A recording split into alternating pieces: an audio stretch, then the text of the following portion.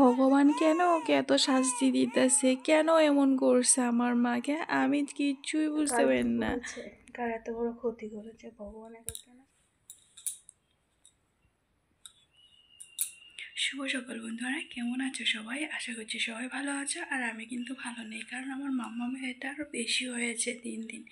যত দিন যাচ্ছে একটু কম আনা হয়েছিল, আবার বেশি হয়েছে আজকে দেখি। তো আজকে আর কি ডাক্তারের ওই জায়গায় যাব। তো সকালে উঠে সমস্ত কাজ বাজ করে নিয়েছি। মাম্মাম এখন ঘুমাচ্ছে। কয় না, এক কামের পর আর এক কাম। সকালে কাপড় দিয়ে রোদ্রে দেওয়া হয়েছে, কিন্তু সেই তার ছিঁড়ে পড়ে গেছে। এখন সেসব কাপড় আবার ধুইতে লাগবো। চলে তোলে ধুয়ে গে বা বরমশাই চলে গেছে দোকানে, পট করে কাপড় সাপড় দিয়ে রোদ্রে দিয়ে আবার হসপিটালে যাবো আর কি। এই যে সব কাপড় ধোয়ানো হয়েছে, মাটির মধ্যে পড়ে গেছে, আবার এখন এগুলো ধুবো।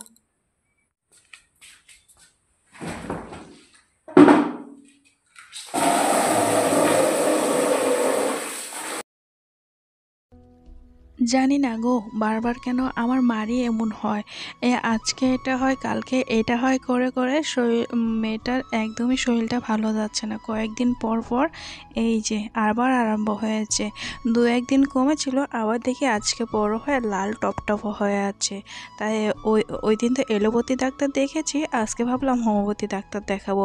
তো জলদি জলদি গেলে কাম করতে করতে চাই, আর যত কাম তাড়াতাড়ি করতে চাই অত আরও দেরি হয়ে যাচ্ছে। মানে হয় না, সকালে কাপড় সাপড় দিয়ে রোদ্রে দিয়েছি, সেই কাপড় আবার ধুয়ে দিতে লাগছে। তাহলে ভাবো, একদিকে মেয়ে কান্নাকাটি করে, কখন যে রান্নাবাড়ি করব, আর কখন যে সংসারে কাজ করব, আর কখন যে মেয়েকে সামলাবো, কোনটা চাইছে কোনটা করব ভালোই লাগে না মাঝে মধ্যে। নিজেকে যে কেমন মনে হয় সেটা আর বলার বাইরে। আজকে যেহেতু এতটাই গরম পড়েছে, তো মাকে তো আজকে জল খাওয়াতে লাগবো। তাই এই যে জলের বোতলটা গরম জলে সিদ্ধ করে নিচ্ছি, কারণ গরম জলে সিদ্ধ করলে নাকি কোনো ব্যাকটেরিয়া থাকে না। তো যাই হোক, এগুলো সব কিছু দিয়ে এখন ভালো করে গরম জল দিয়ে ধুয়ে নিব। তারপর আবার গরম জল করে রেখে দিব ঠান্ডা হওয়ার জন্য। এখন তো খাওয়াবো না, পরে আর কি খাওয়াবো। যেদিন বৃষ্টি পড়ে ওই দিন আর কি খাওয়াবো না।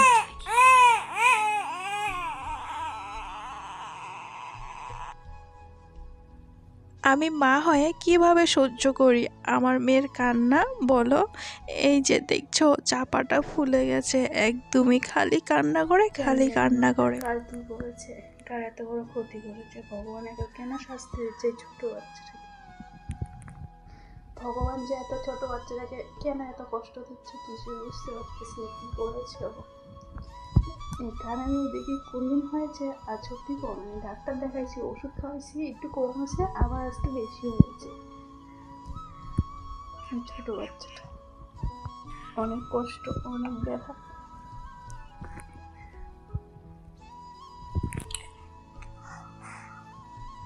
ফুটন্ত গরম জল করে নিয়েছি, এটা কি খাওয়ানোর জন্য। এদিকে আবার ডাক্তার দেখাতে যাব, রান্নাবাড়িটা না করে গেলে আসি কিভাবে আর করব, তখন তো আরও কান্নাকাটি করব। তাই ভাবলাম ওকে নিয়ে রান্নাবাড়িটা শুরু করে দিই। ভাবছিলাম ডাল আর ভাত বানাই, যাব এসে কি বানাই আর বানাবো। বর বলেছে যে আসার পথে কিছু নিয়ে আসবে। তো এই যে ডাল ডাল তখন ধুয়ে টুয়ে রেখে দিয়েছি, কিন্তু প্রেসারে দিতে পারিনি। তখন ঘুম থেকে উঠে কান্না করে দিয়েছে। মানে এখন যেগুলো করলে আমার মাকে নিয়ে করতে লাগে। ও এত কান্না করে, রাত্রে তো ঘুমাতেই পারে না। ওটার ব্যথা নাকি জানি না, এতটুক বাচ্চা না কইতে পারে না কিছু, বলো? মানে ভালো লাগে না। ভগবান ভগবান কেন যে এত ছোট বাচ্চাকে এত কষ্ট দেয় জানি না। কি দোষ করেছে আমার বাচ্চাটা? আমার বাচ্চা না, সবারই বাচ্চা কোনোদিনও যেন ছোট বাচ্চা এত কষ্ট দেয় না।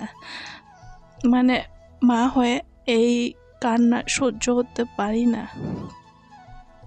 আগে আমার মাম্মাম ও দাদুর কোলে কিংবা ঠাম্মির কোলে অনেক কান থাকতো, কিন্তু এখন যাওয়ার পরে কান্নাকাটি শুরু করে। তো কিভাবে বা দিব বলো? এই যে কানবো আর চুপ হয় না যতক্ষণ না আমি নিচ্ছি। আমার কোলে এই যে চুপচাপ আছে, এখনই যদি কেউ নয় কান্নাকাটি শুরু করে দেয়। এদিকে মার জলটাও ঠান্ডা হয়েছে, এটা এখন খাওয়াই দিব। জানি না এটা কিসের থেকে হয়েছে। সবাই কি মানে সবাই একটা একটা বলে, এখন জানি না। ডাক্তার বলেছে এটা নাকি ইনফেকশন হয়েছে। এত ছোট বাচ্চায় কীভাবে ইনফেকশন হবো বলো?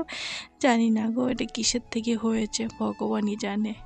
তো যাই হোক, এদিকে প্রেসারের মধ্যে ডাল বসাই দিয়েছি, এখন না বেশিরভাগ টাইম এইভাবে আমাকে কাজ করতে লাগে, এক হাতে মাকে নেওয়া লাগে আর এক হাত দিয়ে কাজ করতে লাগে। এখন আমার অভ্যস্ত হয়ে গেছে, আগে যেমন প্রবলেম হইতো এখন আর হয় না। মানে হয় না যে এক হাতে কীভাবে কাজ করব। এখন আর ওটা হয় না যে নিজের মেয়ে যদি কাঁদতে থাকে তুমি কি ওই কান্না কি সহ্য করতে পারবা বলো? তার থেকে আমার কুলেই থাক, আমি না হলে কষ্ট করব, আমার মেয়ে কান্না কেন করব বলো? তার জন্য আমি আর বিছনাতে রাখি না ওকে।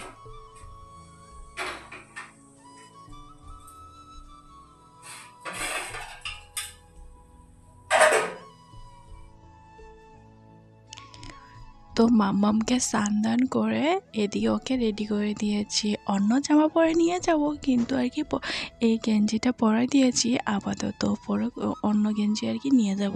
ভাবলাম আগে রান্নাবাড়িটা করে নিই, তারপর মাম্মামকে রেডি করাবো, তারপর আমিও রেডি হব। ওর বাবা ফোন করেছিল আস্তে আস্তে, আমি এদিকে ভাত বসেছি, ভাতটা হওয়ার পরে যাবো আর কি। এসে যেহেতু শরীরটা অস্থির করবো, আর আমার একটাই অভ্যাস, কোনো জায়গা থেকে আসার পর মানে শরীরটা আর ভালো লাগে না। আজকে যেহেতু এত রোদ দিয়েছে, আসার পর তো পুরোই আমি শেষ, কীভাবে যে কাজ করব। এদিকে ডাল সিদ্ধ হয়েছে, তো মামামকে বিছনায় রেখে দিচ্ছি, ভাবলাম যে আগে ডালটা সম্বাদ দিই তারপর আবার ওকে নিব। কিন্তু যা ডাল সম্বারের এই ছাঁচটা নাকে লাগে ওর আর কি ও কাছতে থাকে, তাই ওকে বিছনায় রেখে দিয়েছি। আর এমনি রান্নাবাড়ির সামনে আর কি বাচ্চাকে আনতে নাই, কিন্তু আমার উপায় নাই, আমি কি করব। ও এভাবে কান্না করলে আমি ওকে কিভাবে রেখে আসতে পারি বলো? এই যে আবার কান্নাকাটি করতেছে, তাই যে নিয়ে আইছি, কি আর করব। ওকে নিয়ে এখন ডাল সম্বাদ দেব, ওকে এক হাত দিয়ে অনেকটাই দূরে নেই, আরেক হাত দিয়ে এই যে ডাল সম্বাদ দেই। মানে কি করব, এইভাবে কি কাজ করা সম্ভব বলো? মাঝে মধ্যে যে নিজেকে কি মনে হয় সেটার বলার বাইরে। আমিও তো আগে কোনো পাপ করেছিলাম, তাই হয়তো আমার শাস্তি মানে আমার মাম্মামকে দিচ্ছে, জানি না আমার মাম্মাম কি ভুল করেছে, এত ছোট বাচ্চাকে এত বড় শাস্তি দিতেছে। রান্নাবাড়ি করার পর আরেকটা কাম, এদিকে সব কিছু পরিষ্কার করা, এগুলো এখন পরিষ্কার করে নিচ্ছি। ওইদিকে রান্নাবাড়িটা শেষ হয়েছে, এদিকে মাম্মাম একটু ঘুমাইছে, তো আমি কাজগুলো তাড়াতাড়ি করে নিচ্ছি আর কি। আমার বর নতুন এসে আর কি বঙ্গাইগাঁও, আমিও নতুন, মানে হয় না ওরাও নতুন, মানে ওর পুরো ফ্যামিলিটাই এই জায়গায় আর কি নতুন আসছে। তো মানে হলো না 3-4 বছর, মানে পুরানা হলে মানে আগে থেকে থাকলে হয়তো চিনতো, মানে এটাই প্রবলেম, মানে কোন জায়গায় কী আছে আমার বড় ভালো করে জানে না, আর আমি আর কীভাবে জানবো বলো? তাই ওই যে লোকেশন দেখছি যে হোমিও ডাক্তার, মানে গুগলের মধ্যে লোকেশন সার্চ করছি, তাই লোকেশন দেখে এই ডাক্তারের ঠিকানা পাইছি, তো এই যাইছি। তো এই যে এসে বসে আছি লাইনের মধ্যে মাকে নিয়ে, মা এদিকে চুপচাপ করে আছে, হয়তো ওটা আর ব্যথা করতেছে তাই চুপচাপ করে আছে। তো এদিকে ডাক্তার মানে দেখানি শেষ, এখন ওষুধ নেওয়ার জন্য বসে আছি আর কি। মানে বড় ওইদিকে ওষুধ নিচে দিয়ে তাই আর কি বসে আছি। এদিকে বাড়ি যাব, তার আগে বড় একটু বাজার করে নিতেছে, তো মা মেয়ে মিলে দাঁড়িয়ে আছি এদিকে। তো এই যে আমাদের বাড়ি আসানো হয়ে গেছে, এদিকে মাম্মাম পুরো চুপ, ঘরে যাওয়ার পরে কান্নাকাটি আবার শুরু করে দিব। মানে আমি দেখি আর কি ও বাইরে আসলে একদমই কান্না করে না, ঘরের মধ্যে এত কান্না করতে পারে। ভাগ্যিস তখন মাম্মামের জন্য বিছনাটা পুরোই রেডি করে গেছিলাম, এসে এই যে খাইয়ে দিয়ে ও ঘুমিয়ে পড়েছে, এখন আবার রান্নাবাড়ি করবো। তো এদিকে বড় একটু মাংস নিয়ে আসলো, মানে মাটন, অনেক দিন থেকে খাওয়া হয় না, সেই জন্য ওইদিকে গেছি। আর আমাদের এদিকে তো বাজারটা অনেকটাই দূরে, তাই বাজারে যেহেতু গেছি তো অল্প করে নিয়ে আইছে। এদিকে মাংসটা একবার মানে বসাইছি, তখন ও কান্না করতেছিল, তাই গ্যাস বন্ধ করে আবার ওর জায়গায় তো গেছিলাম, মাংসটা এখন রান্না আবার হতে করে হতে নিচ্ছি আর তারপরে কি। এখানে বর মাছ গেছে আগে আবার ভেজে নিয়েছি। বাজারে আর কি, ও আর কি এখন মাল আনতে গেছে। মানে আমাদের বলেছি তোমাদেরকে যে আমার বর ফার্মেসির দোকান করে, তাই সপ্তাহের মধ্যে ও একদিনই মাল করে, তো এই যে মাল করতে গেছে। এইদিকে পুঁই শাকের পাতার বড়া করে নিচ্ছি, মামাম যেহেতু ঘুমাচ্ছে তাই এদিকে তাড়াতাড়ি করে নিই, আর বর আসার পরে পট করে আর কি খাওয়া দাওয়াটাও করে নিব। আমি আর কি আগে আর কি পুঁই শাকের বড়াটা খাইও নেই আর বানায়ও নেই, আজকে ভাবলাম সবাই তো বলে যে পুঁই শাকের বড়াটা অনেকটাই টেস্টি, তাই আমিও বানাই নিচ্ছি। তো এদিকে বর এসে পড়েছে, বরকে বললাম তুমি ভাতটা বাড়ো, এদিকে আমি ওগুলো সব কিছু ঠিকঠাক করি। তো এদিকে বর ভাতটা বাড়ানো হয়েছে, তো এই যে বড়াটা ভেজে নিচ্ছি আর কি। এখন শেষ, আগে কয়টা ভেজেছি অল্প করে ভাজছি, মানে বড়া আর কি। আজকে দুপুরে খাওয়া দাওয়া হলো পুঁই শাকের পাতার বড়া, এদিকে ডাল, এদিকে হলো লেবু, তারপরে হলো মাংস। আজকে ভাবলাম ডাল ভাতই খাবো, তারপরে যে বর মাংস নিয়ে আইছে। অনেক কষ্ট করে মাম্মামকে ঘুম পাড়ালাম, কিন্তু ও ঘুমাচ্ছিলই না। আমার মাম্মামটা না ঘাড়টা এদিক দিয়ে ওই দিক করতে পারে না, মানে ওই সাইডটা তো পুরোই ফুলে গেছে। ওষুধ দিয়েছে, তাই ওষুধটা খাওয়াই দেখি। 3 দিনের টাইম দিয়েছে, 3 দিন পরে আবার চাইতে হয়েছে আর কি। ওষুধ খাওয়ার পরে ও ঘুমিয়ে পড়েছে আর কি। এদিকে যেহেতু আমরা এই বিছনায় ছিলাম, তো এখন আর কি ওই ঘরে থাকবো।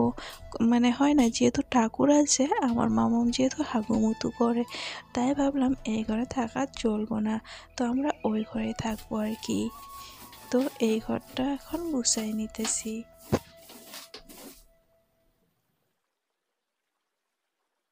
এখন যেহেতু মাম্মাম ঘুমিয়ে পড়েছে, তাই যে যে সমস্ত কাজ আছে ওগুলো এখন করে নিব। সকালে তো টাইম পাই না, ওগুলো এখন করে নিব।